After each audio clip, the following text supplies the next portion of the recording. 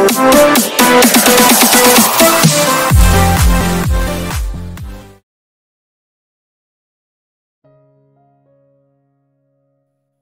him let the heavy breath out of his chest as he pinched my hands.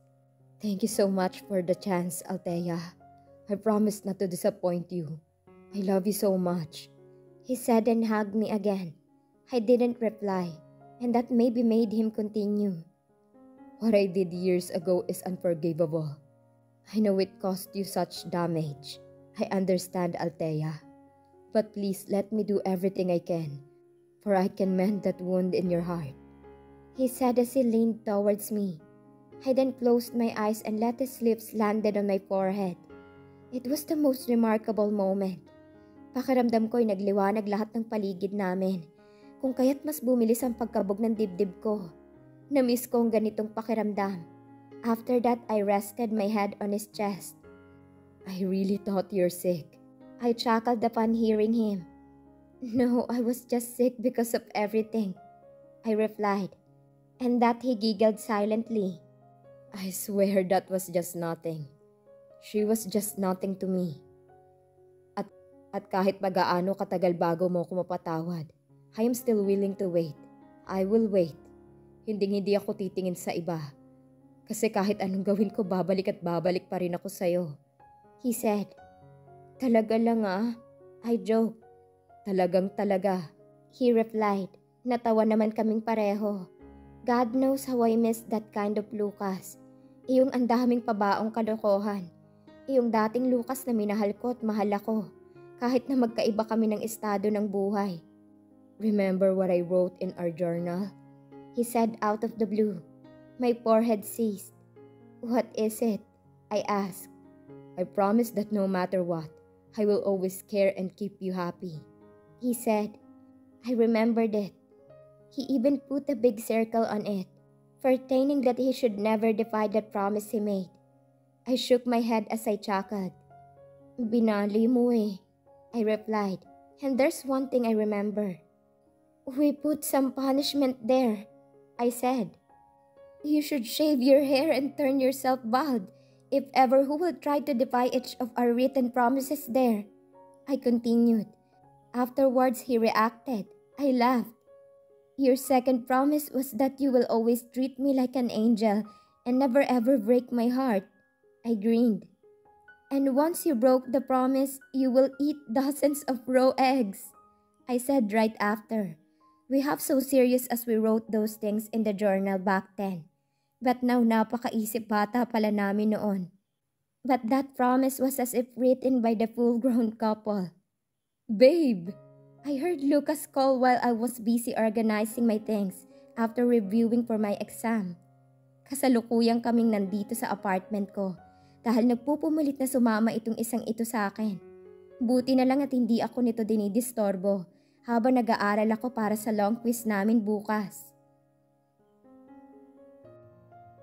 Malapit na rin kasi ang end of school year namin at graduating na kami. Kaya mas kinakailangan ko ng mas pagbutihin pa para makasali ako sa TAF at kahit papaaning mapasaya ko sina nanay at tatay. "Oh," I answered. "Come here." Tinapos ko muna ang pag-ayos ng mga gamit ko at pinasok ng iilang mga kwaderno sa bag ko. Maya-maya pa tuluyan ko na nga itong pinuntahan sa higaan ko at doon ay pagod akong sumalampak sa tabi niya. "Oh ano?" "Here." He took our maid book out from his bag and opened it to the blank page. "Oh, ano ulit isusulat natin? Wala naman nangyari ngayong araw ah. Hindi pa nga tayo masyado nagkita." Saad ko habang nakakunot ang noo ko. Napakamot naman ito ng ulo sa sinabi ko. "Huwag ka ng KJ, babe," he just said and took the ballpen. "Oh, ano ngang isusulat dyan?" tanong ko. Siya nga lang atang nakakapuno ng mga pahina niyan eh. Mas mukha pa kasi itong babae kong makaasta. "A list of promises," he replied. "Ha?" I asked in confusion. Napansin kong napanguso ito at kinamot ang kanyang ulo. Anak naman ng lalaking ito. Siguro kung hindi kami magkakilala, aakalain kong bakla siya eh. Hindi naman siya ganito kapag iba ang kaharap niya eh. Napaka-clingy. "Kanina kasi I saw you with a guy in canteen," he said. Nanlaki naman ang mga mata ko dahil sa gulat. What? Ano bang pinagsasabi mo? Napapraning na naman ito panigurado. Fine, I saw you with that mark sa kantin kanina. You were sitting on that table while talking. Pagkakwento niya na ikinangang ako. Baka nung bumili kami ng Manila paper para sa reporting namin sa religion. Natawa ko sa naisip. Maya-maya pa kinurot kong magkabilang pisngi nitong si Lucas. Hindi ko naman sinadyang lakasan kaya napaaray ito. Grabe na, babe ah. Nagsiselos na nga ako, sasaktan mo pa ako. Magkaaminan nga tayo, Althea. Mahal mo ba talaga ako? He said with a drama on his face. But instead of answering him, I laughed. Gagi ka talaga, Lucas, kahit kailan. Ang OA mo masyado. Alam mo ba yon? I laughed even more but he just pouted. Ang cute nga naman talaga nitong isip batang ito. Oh, ano na nga? Ano nang ilalagay natin dito sa journal? Pag-iiba ko na lang ng usapan at baka magtampo na naman ito. Pinanlisikan lang ako nito ng mata at umiling. I will not say it. Unless you will kiss me. He pointed his cheeks. I just rolled my eyes and followed what he wanted. Ang tagal kasi, ang dami pang kaek-ekan. Oh, ano na nga? Tanong ko ulit. Pero imbis na sagutin ako nito'y ngumisi lang siya kaya nahampas ko ulit ito. He's always like this. Minsan nga ay naiinis ako. I even almost forgot na akong babae sa aming dalawa. Siya kasi parating nag-iinarte ng mga ganitong bagay. Like mag-open up ng topic about some random topic. Even things just like this journal. Siyang may pakana nito. But somehow nagustuhan ko rin itong ideya niya. Kasi kahit papaano may bagay kaming mababalikan in the future if ever kami talaga. Ilang saglit pa sinimulan na nga niyang ipaliwanag sa akin ang panibagong ilalagay namin sa journal. How can we make sure na hindi natin mababali yung mga sinulat nating mga pangako? I asked. And with that, he grinned at me. Well, we will make some punishment to be done once we broke our promises. Take note, each of them has punishments, ha? He replied. Oh, that would be fun. Oh, that? Mariin itong ipinikit ang kanyang mga mata habang natatawa. Sana pala hindi ko na lang pinaalala yun sa'yo. I laughed. Yeah, you should have not.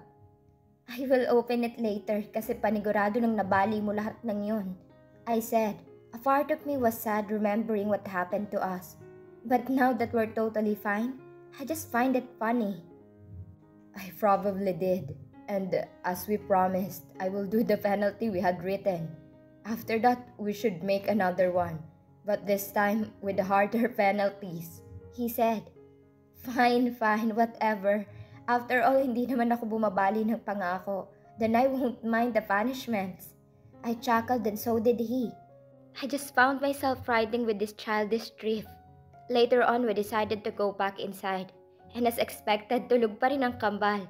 Kaya ang ginawa namin ay naghanda na lang kami ng hapunan. Sakto namang natapos kami ng 8 o'clock p.m. at nagising din ang mga bata. It was just like I was on the same scenario with a different atmosphere. This time, I got to communicate with them more. Unlike the previous days wherein I was uncomfortable in front of him, despite our casual treatment of each other. Ngayon at kasalukuyang kaming nasa kwarto, 9:00 na ng gabi at ipinagpatuloy lamang ng mga batang naputol nilang tulog kanina. I was sitting on the bed while my back was resting on the headboard.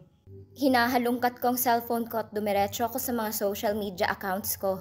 Chinat ko ang dati kong mga katrabaho. Sorpresa pa nga ako nang malaman kong alam pala nilang may pinatayo akong maliit na negosyo at sabi nila'y bibisitahin nila ako kapag nagkabakante sila. Maya-maya pa'y narinig kong bumukas ang pinto ng banyo at inilawa roon si Lucas.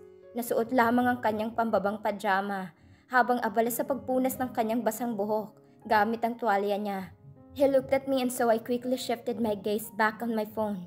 Tapos ka na pala, I said. Okay, I must admit that he was freaking hot with that simple act. Yeah, I thought you're already asleep. He chuckled softly.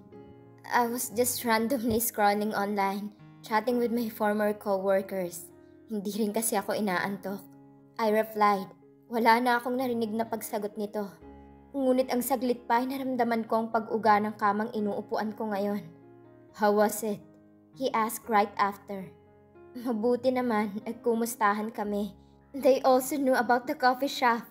Natutuwang sagot ko. Parang nagulat din ito sa nabalitaan. Ngumiti ito sa akin at umayos ng pag-upo. Wow, really? He said. Oo, bibisita nga raw sila kapag may bakante na sila. Sagot ko pa. Wala lang, na-excite lang akong magkwento sa kanya. One of things I missed with him was having a moment like this. Sharing something, whether it is good or bad. I just love expressing my feelings to him. We also talked about how I managed the shop these few days of my first duty. Yun nga, I told him everything. Asked him anything and without hesitations, he answered each of my questions willingly. And after years, I am again witnessing how my wife sleeps in the middle of our conversation. He chuckled. What? Gawain ko ba ito? I didn't know. But seriously, I really wanted to talk with him more. But my body doesn't want me to already. Punersa kong dinilat ang mga mata ko na naging dahilan ng pagtawa ni Lucas. Hey, don't force yourself, hon. Sa tingin ko, kailangan na nga nating matulog. Now lay down. Sabi niya at tinulungan akong mahiga sa kama. Tinaas nito ang kumot patungo sa aking dibdib. Bago humiga kasunod sa akin. Han? Pabulong nitong sabi na tila may nais na sabihin. Kaya kahit inaantok man ay sumagot pa rin ako. Can I hug you? He asked, without me noticing a smile was formed on my lips. Yeah, I answered with my eyes still closed. Hindi ko na magawang makita ang reaksyon ng mukha nito, bago pa man niya tuluyang pinatay ang ilaw. Maya-maya pa'y tuluyang ko nang naramdaman ang pagpulupot ng braso nito sa aking bewang. At marahan akong hinila palapit sa kanya. Nagpatianod na lamang ako at humarap dito. Good night, hon, he said. Gusto ko sanang sumagot kaso ayaw nang sumang-ayon ng katawan ko sa nais kong gawin buhat ng antok. Natahimik ang buong silid ng ilang minuto. Pagkatapos nagsalita ulit ito. Thank you, wife. I promise not to disappoint you. He whispered and kissed my forehead. I smiled. He might think that I am already asleep. I love you so much. He continued. I love you too, Lucas. Naalimpungatan ako nang makaramdam ako ng kamay sa bandang tiyan ko. Nang idilat ko ang mga mata ko'y kaagad akong napangiwi buhat ng pagkasilaw sa araw na nanggagaling sa bintana nitong kwarto. I again closed my eyes. Kumilos ako para humarap sa gilid. Ngunit sa gulat ko'y mas lalo lamang pumulupot ang kamay sa aking bewang. Doon ko lamang napagtantong katabi ko pala si Lucas at siya ang may-ari nitong kamay na ito. Dinilat ko ang mga mata ko at bumungad sa akin ang tulog na si Lucas habang nakaharap sa akin. It felt somehow like deja vu, but it actually wasn't. This was my morning routine back then. I am always the first one to wake up, and then I get to spend the whole time staring at his sleeping face, with his hand on my tummy. I always do that. Nothing really changed. I stared at his slightly opened mouth. Ang gwapo nga naman talaga nitong isang ito kahit natulog. Ganoon pa rin talaga ito matulog. I silently laughed with that thought. Naalala kong mga nangyari kagabi. Everything seemed like a dream. Pero hindi. Totoo pala talaga lahat ng nangyari. Have never felt this lightness on my chest for 6 years. Minsan pala talaga sa buhay natin, kailangan natin sundin ang ating puso at magpatawad para kumawala ang bigat sa puso natin. Good morning, honey. Nagbalik lamang ako sa realidad nang marinig ko itong bumulong. Nang tingnan ko ito'y gising na pala ito at nakangisi habang nananatili pa rin nakapikit ang kanyang mga mata. I felt his hands start to move, massaging my tummy as he usually does. I don't feel uncomfortable even though we were separated for years. I felt nothing but relief. Good morning, I replied. How's your sleep? He asked. I flashed a smile. Great. How about you? I asked. Sobrang sarap ng tulog ko, he answered. After years, it's my first time sleeping that good. He added. Why? Simula noong umalis ka, I was having a hard time to sleep. I was diagnosed with insomnia that time. And so what I did was put a pillow beside me just so I could sleep. And that idea, I would think that you're still with me, and I am hugging you, he explained. I got silent. All this time, akala ko'y sobrang saya niya na. At sa wakas ay matatanggalan na siya ng responsibilidad sa amin ng mga bata. But I was wrong. Pareho lang pala kaming nagkakasakitan sa mga naging desisyon namin. I'm sorry. I did promise to myself not to say that word to him. Pero sa huli ay ako lang din pala ang kakain ng mga sinabi kong yon. No, hon. Why did you said that? You don't have to say sorry. Kung mayroon mang dapat sisihin dito, ako yon. Napakalaki ng naging kasalanan ko. I hurt you and so I am with myself. He said. Hindi na lamang ako nagsalita at siniksik ang sarili ko rito. We stayed in that position for several minutes until we decided to go out from the room to prepare breakfast for the kids. Nakakatawa lang dahil mas nauna pa pala ang dalawang magising. They are both in the living area while watching the television. I almost forgot also that today is Monday and I needed to go to the coffee shop after we took the kids to school. It just feels so exciting whenever I am thinking about that idea. Parang noon lang ay pangarap lang namin yung pareho. But now here we are, inside our car with kids at the back, and my husband who was driving beside me. The shop was just 13 minutes away from the house. Afterwards, the car finally stopped in front of the coffee shop. I was so surprised. Mas nauna pa pala sila sa akin. I should be the one to come early. Maagang mga empleyado mo ah. You made the right choice in choosing them. I heard him beside me. Yeah, nagulat din ako. I replied. Natawa na lamang ito. Wow, Mommy! Is this already your coffee shop? I immediately faced Matt at the back and nodded at him. Yes, baby. Maganda ba? I named the shop after you too, I answered. And with that, I saw how their eyes sparked. They shouted after that and made us laugh. Oh, Shasha, late na kayo. I should get going, I announced. But me, can we go inside your shop even just for a minute? Matt pouted. I reached for my son's hand. Baby, I understand you. But this isn't the right time yet kasi pupunta pa kayo sa school. I said in my sweetest voice, just to convince them. Son, Mommy promised to take you here soon. At pagkatapos niyan, itatry natin ang lahat ng mga benta ni Mommy doon. Free yon for us, Lucas added. Thanks to Lucas, and it looked like the kids were convinced. Really po? We both nodded as an answer. Yay! You promised po ah! Naku nga naman itong si Matt. Mukhang ayaw na nga talaga kaming pagkatiwalaan. Of course, yes. Na kailangan nang umalis ni Mommy. Can I get a kiss from you too? And with that, they immediately came near me and planted me a kiss on my cheeks. I'm going. Take care. Drive safely ah. I was reminded. He just flashed me a smile and nodded. Yes, Mom. Goodbye kiss na. He pouted as if the kids weren't there at the back. Pabiro ko itong inambahan ng suntok, kaya mas lalo lang itong natawa. Loko to, I said. At dahil nga tumatakbo na ang oras, binuksan ko na agad ang pintuan ng kotse.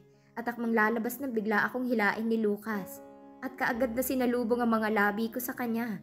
Nanlaki ang mga mata ko sa ginawa nito. Ngunit malaki pa rin ang ngisi nito sa kanyang muka. Kaya piningot ko ng pagkalakas-lakas ang ilong. Dahilan upang mapasigaw ito. Nagtawanan ng kambal sa likuran namin. Mommy and Daddy kiss! Matt shouted as I looked at him. I saw how he used both of his hands to imitate that kiss. Kung ano-ano na naman papasok sa utak ng mga anak ko dahil sa kabaliwan ng ama nila. I really needed to go. It's 7:45. Late na mga bata. I immediately said as I took a glance at my watch. I turned to see the kids. Bye, babies. See you in the house, okay? I said and waved my hand on them before leaving the car. I love you, honey. Natawa ako sa pahabol nito bago ko tuluyang nasara ang pinto ng kotse. Hindi naman ako nito marinig kaya ginawa ko na lamang ay pakitaan nito ng flying kiss ko. Ayos na siguro yon. Nagmamadali na nga akong pumasok sa loob at bumungad sa akin sina Eden at May na may malawak na ngiti sa kanilang mga labi. Good morning, Miss Althea. They greeted me as soon as I stepped inside the shop. Good morning. I'm so sorry I came late. I apologized. No, ayos lang po, miss. May replied. I smiled. Napaka-attentive nga naman itong mga kasama ko, Kaya hindi kami napapagod kahit buong araw kaming nakatayo eh.